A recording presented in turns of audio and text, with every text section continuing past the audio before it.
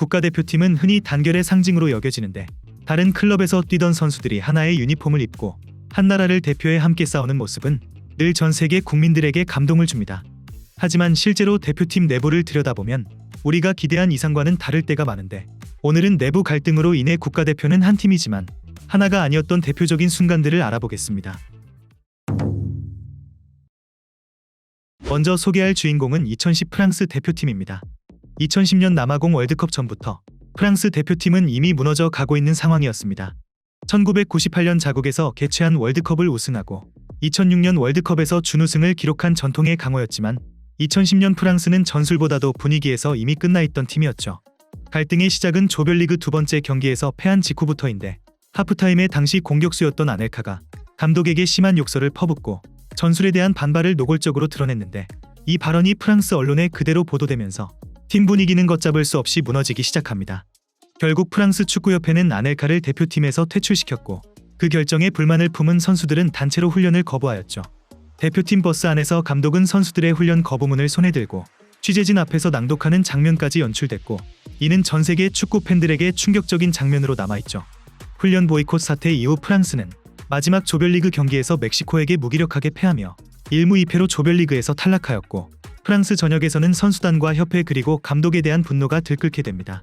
당시 프랑스 대통령이던 니콜라 사르코지까지 나서서 사태 해결을 지시할 정도로 축구를 넘어 사회적 이슈로 확산되었죠. 이러한 사태는 단순한 감정 충돌이 아니라 선수단 내부의 파벌 갈등과 감독에 대한 신뢰 부족 등 여러 가지 문제가 복합적으로 얽혀서 만들어낸 실패였습니다. 다음으로 소개할 주인공은 2018 독일 대표팀입니다. 2018년 러시아 월드컵 디펜딩 챔피언인 독일은 조별리그에서 탈락하며 충격적인 결과를 맞게 되는데 2014년 브라질 월드컵에서 환상적인 경기력으로 우승을 차지했던 독일이었기에 그 몰락은 전 세계 축구 팬들에게도 납득하기 어려운 일이었습니다. 하지만 경기력 이면에는 이미 대회 전부터 대표팀 내부에 불편한 균열이 생겨나고 있었는데 그 중심에는 외질과 귄도안 그리고 에르도안 사진 논란이 있었습니다. 대회 2달 전에 터키계 독일인인 외질과 귄도안은 런던에서 터키 대통령 레제프 타이이프 에르도안과 만나서 함께 찍은 사진을 SNS에 올리게 되었고 이 사진은 곧바로 독일 내에서 거센 반발을 일으켰습니다. 독일은 당시 터키와 정치적으로도 긴장 관계에 있었고 에르도안은 서방 언론에서 민주주의를 위협하는 독재자로 평가받고 있었기 때문에 독일 대표팀 선수가 그런 인물과 웃으며 찍은 사진을 공개한 것은 축구를 넘어 정치적 이슈로 확장된 것이었죠. 독일 정치인들은 대표팀 유니폼을 입을 자격이 없다고 비판했고 일부 극우 지지자들은 공개적으로 외질과 귄도안의 퇴출을 요구했죠. 귄도안은 곧장 사과했지만 외질은 침묵으로 일관했고 독일 축구협회 역시 이를 명확하게 정리하지 못하면서 대표팀 분위기는 점점 더 어수선해져 갔죠. 일부 선수들과 스태프가 외질에게 공개적인 불편함을 드러냈고 라커룸 분위기는 불신과 거리감으로 가득 찼는데 외질은 인터뷰 요청도 모두 거부했고 훈련이나 미팅에서도 점점 말수가 줄어든 모습이 나타났죠.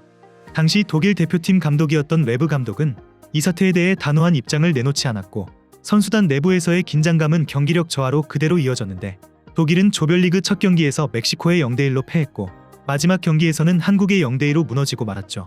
대회 직후 외질은 대표팀 은퇴를 선언하며 장문의 성명을 발표하는데 그 글에서 그는 내가 이기면 독일인이고 지면 이민자라는 말로 독일 사회의 이중적 시선을 날카롭게 비판하게 됩니다.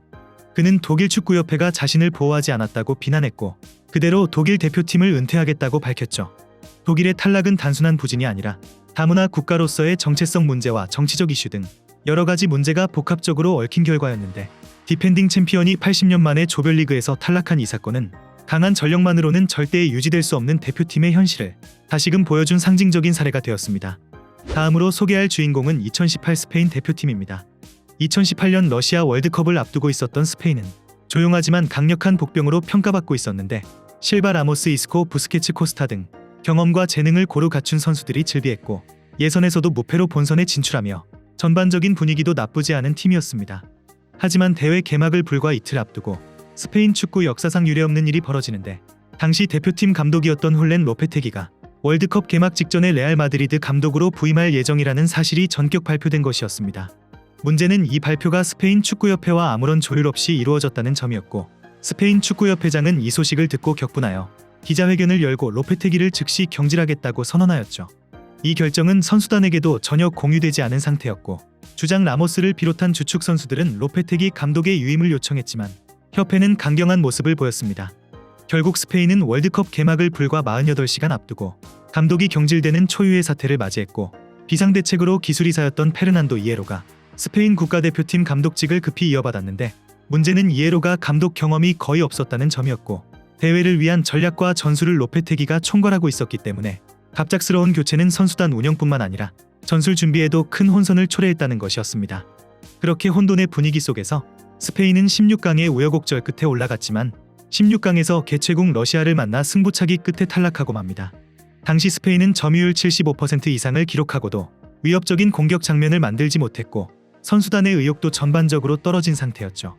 무엇보다 가장 큰 문제는 월드컵이라는 단기 대회에서 감독의 존재감과 리더십이 얼마나 중요한지를 보여준 사례였다는 점인데 전술적으로 완벽한 준비를 마쳤더라도 감독이 사라지고 선수들이 정신적으로 흔들린 상황에서는 조직력이 유지될 수 없다는 것을 2018 월드컵에서 스페인은 그대로 증명하고 말았죠.